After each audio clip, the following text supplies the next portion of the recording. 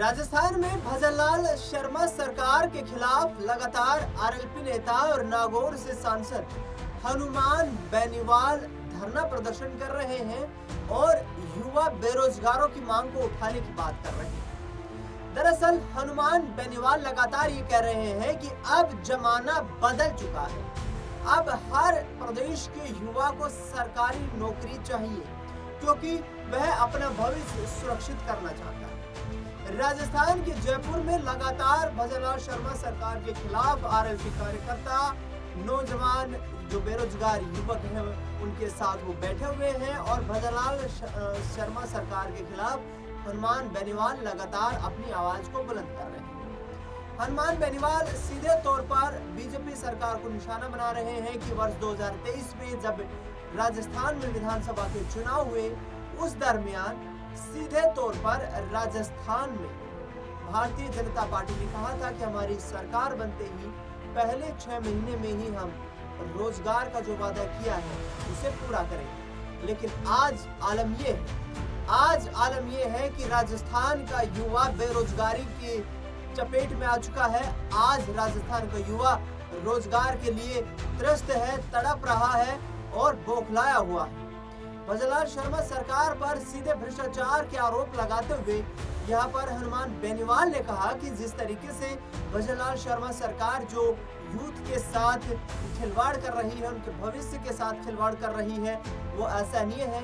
वर्ष 2008 में भी कुछ ऐसा ही था। उन्होंने कहा कि मैंने भजनलाल उस वक्त जो वसुंधरा राजे सिंधिया की सरकार थी उसके खिलाफ प्रदर्शन किया और उनकी सरकार को गिराने में मैंने कामयाबी हासिल की। तो भजनलाल शर्मा को समय रहते ही समझ जाना चाहिए कि आगे आने वाले वक्त में ज्यादा दिनों तक उनकी सरकार नहीं रहने वाली है। इसके साथ साथ यहाँ पर सीधे तौर पर हनुमान बेनीवाल ये भी कहते हुए नजर आए कि युवाओं को यदि अपनी लड़ाई लड़नी है तो उन्हें सीधे दिल्ली जाना होगा, दिल्ली जाकर प्रधानमंत्री के आवास को घेरना होगा, तभी उनकी मांगों को सुना जाएगा। उन्होंने कहा कि मैं प्रदेश के मुखिया भजनलाल शर्मा से कहना चाहता हूं कि वो भ्रष्टाचार में जितनी भी भर्तियों के नाम शामिल हैं वो तमाम भर्तियों को कैंसिल करें।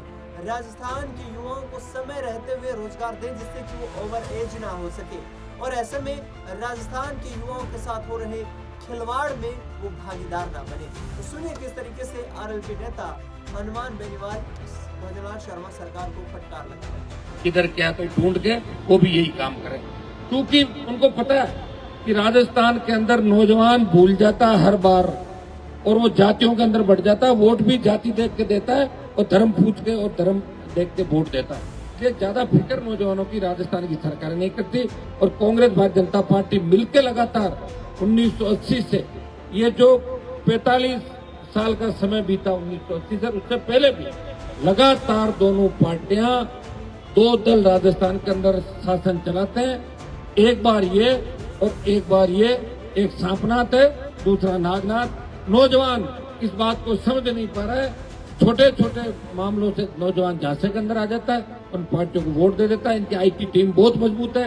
मैंने किसी जाति के खिलाफ भाषण नहीं दिया, फिर भी उसको तोड़ मरोड़ के किस तरह बीजेपी की आईटी टीम ने जाट राजपूतों को लड़ने का जो काम राजस्थान में किया। नौजवान समझदार है, इसलिए आप भी जानते हो, मैं भी जानता हूँ। जो लड़ाके हैं उनकी बात मैं हमेशा करता आया हूँ। लेकिन 1857 से 1947 के बीच जिस तरह भगत सिंह पंजाब के अंदर हुए तो राजस्थान में कोई भगत सिंह नहीं हुआ। ये मैं गलत नहीं कह रहा हूँ, सही कह रहा हूँ। इसलिए अब आपको सोचना है कि भगत सिंह की भूमिका के अंदर आने वाले नौजवान करें। राजस्थान की तरफ कोई उंगली नहीं उठे। जब मैं एमपी बन के गया था 19 के अंदर, तब यूपी, बिहार, दिल्ली, हरियाणा, पंजाब के सांसद कहते थे कि राजस्थान में तो दो ही पार्टी है, एक कांग्रेस है एक बीजेपी है। राजस्थान के लोगों की तो वोट डालने की आदत है, एक बार इसको डालते हैं एक बार इसको डालते हैं, भूल जाते हैं। कोई तीसरा मोर्चा नहीं बनेगा। जब देश में किसान आंदोलन चला और आंदोलन पंजाब के किसानों ने किया, हरियाणा का किसान उनके साथ आया, यूपी दिल्ली का साथ आया, राजस्थान में किसी तरह की चिंगारी नहीं थी आंदोलन की। भाइयों, तब पंजाब, हरियाणा, दिल्ली के किसान नेताओं ने मुझे कहा, हनुमान जी आवश्यकता है, आप अगर मोदी का साथ छोड़ दो तो हमारे आंदोलन को हवा मिलेगी। अपने भाइयों के सम्मान के अंदर हनुमान बेनीवाल ने मंत्री पद को ठोकर मारी और इस शाजापुर हाईवे को जाम किया और देश में संदेश दिया कि राजस्थान के अंदर भी अब लड़ा के आ गए, राजनीति के अंदर वो लड़ेंगे और अब अपना नौजवानों की ताकत सत्ता स्थापित करेंगे। पार्टी 66 साल बाद राष्ट्रीय लोकतांत्रिक पार्टी बनी राजस्थान के अंदर। उसके बाद 5 साल बाद भारतीय आदिवासी पार्टी बनी। तो इससे आप अंदाज लगा लो कि लोग पार्टियां बदलते हैं। कांग्रेस से 6 महीने पहले बीजेपी में चले जाएंगे, 6 महीने पहले उससे पहले वहां चले जाएंगे। अरे मेरी पार्टी तो कभी सत्ता में नहीं आई, मुझे छोड़ के 200 लोग चले गए। कोई जाके वहां 5,000 रुपए 10,000 रुपए पार्टी के लिए में काम करा, कोई 15,000 का ठेका ले लिया जाके, कोई 25,000 कमा रहा है। मेरे साथ रह के फोटो खिंचा ली, फेमस हो गए, उन्होंने खरीद लिया, रेट तय कर ली, किसी का ट्रांसफर कर दिया, किसी को छोटा सा काम, कोई सीमेंट कंपनी में 2 डंपर लगा दिए। तो पता है कि राजस्थान में लोग किस तरह टूटते हैं, लंबी लड़ाई नहीं लड़ पाते। इसीलिए राजस्थान को कोई सीरियस नहीं ले रहा मेरे भाई। और आप मत मानना मेरी बात का, मैं यही कहूंगा कि जो धरने चल रहे हैं, रैलियां चल रही है, मुझे याद है जब गुर्जर आरक्षण आंदोलन चल रहा था, 80 गुर्जरों ने शहादत दी। उस समय पहली बार देश के अंदर लगा इससे बड़ा आंदोलन नहीं हुआ।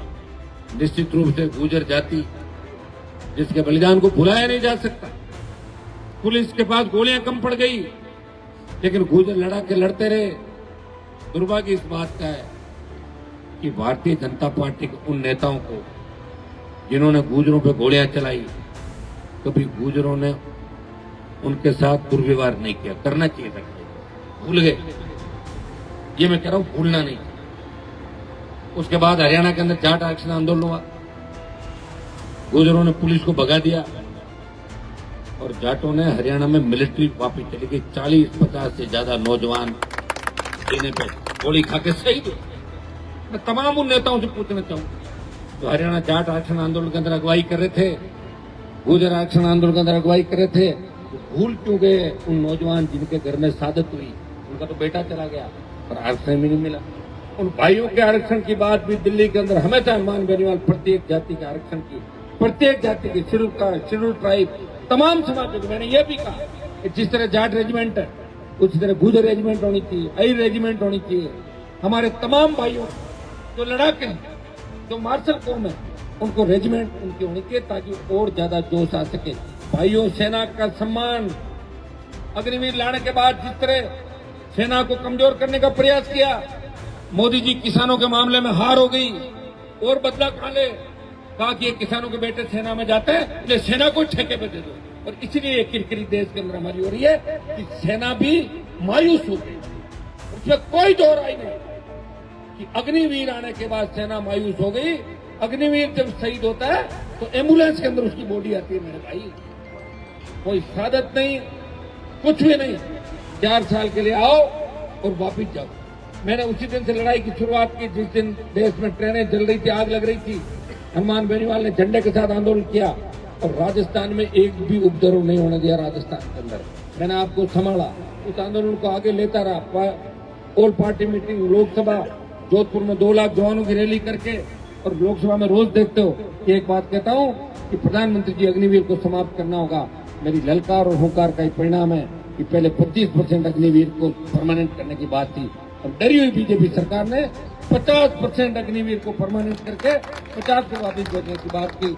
इस आंदोलन के बाद अगला जो आंदोलन होगा उसके लिए भी आप कमर कस लो, उसमें थोड़ी गर्मी कम होगी, उसके बाद चालू करेंगे। आप चिंता नहीं करें, गर्मी में मैं भी बैठा हूं, आप चिंता करिए।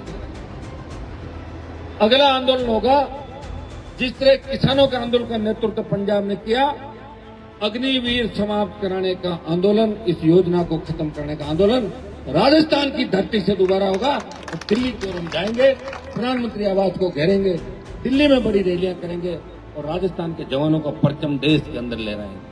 तो ये भजनलाल शर्मा सरकार को फटकार लगाते हुए नागौर के सांसद हनुमान बेनीवाल को आपने सुना, जो लगातार जयपुर में धरना प्रदर्शन कर रहे हैं, युवाओं के साथ उनके हकों की लड़ाई लड़ने की बात कर रहे हैं, सीधे तौर पर बीजेपी पर निशाना साध रहे हैं। निशाना साध रहे हैं पूर्व मुख्यमंत्री वसुंधरा राजे सिंधिया पर, निशाना साध रहे हैं पूर्व मुख्यमंत्री अशोक गहलोत पर, पूर्व deputy chief minister Sachin Pilot पर। सीधे तौर पर कांग्रेस पार्टी को भी आड़े हाथों लेते हुए यहाँ हनुमान बेनीवाल कहते हुए नजर आ रहे हैं कि जिस तरीके से कांग्रेस पार्टी, जो कि विपक्ष का बड़ा राजनीतिक दल है, वो युवाओं की आवाज को उठाने में नाकाम हो रही है।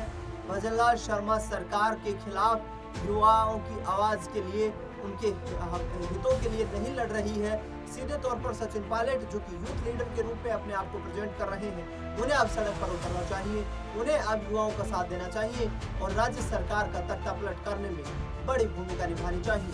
देखना दिलचस्प होगा कि भजनलाल शर्मा सरकार को क्या धराशायी करने में कामयाब होते नजर आएंगे हनुमान बेनीवाल। फिलहाल इस खास कार्यक्रम में इतना ही। देश दुनिया से जुड़ी तमाम बड़ी खबरों के लिए देखते रहिए SPN 9।